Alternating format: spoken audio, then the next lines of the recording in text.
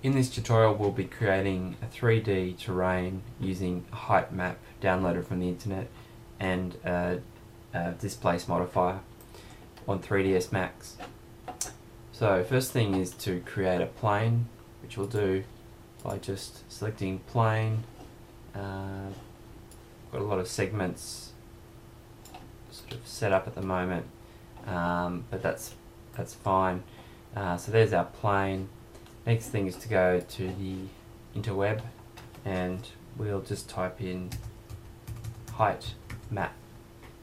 So a height map, as we can see, is a raster based image, and that sort of represents the surface elevation points that you have for a particular terrain.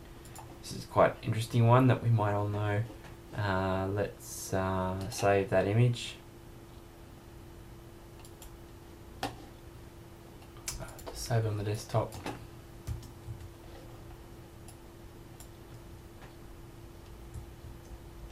Let's go back to 3ds Max. Now back at Max, we open up the material editor up at the top there.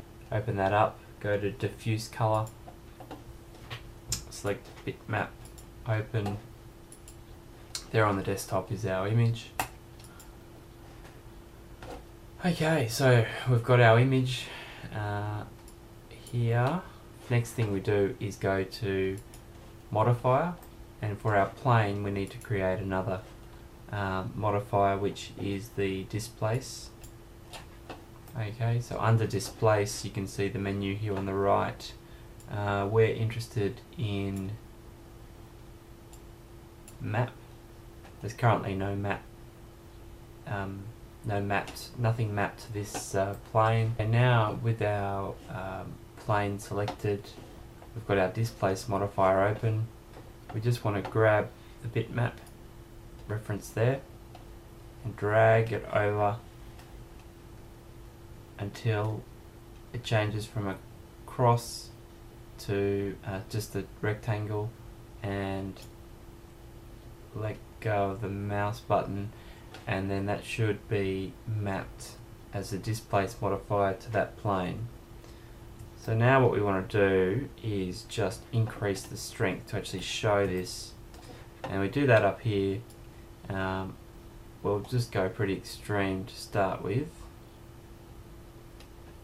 And hopefully what is emerging is a map of the Australian topography.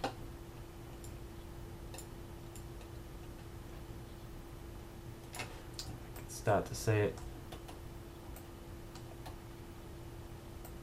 Now this is really blowing up, but what you're seeing there is Great Dividing Range, mountainous Tasmania, Flinders Ranges in the middle.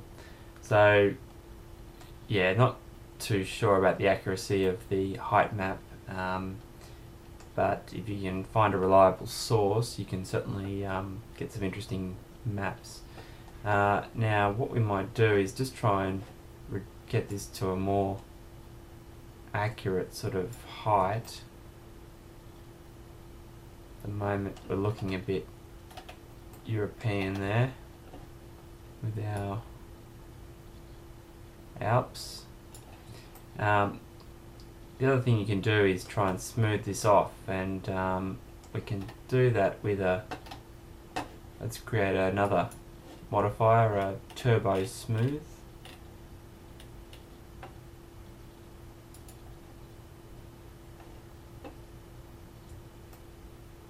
And we're starting to get a bit more rounded sort of geometry there.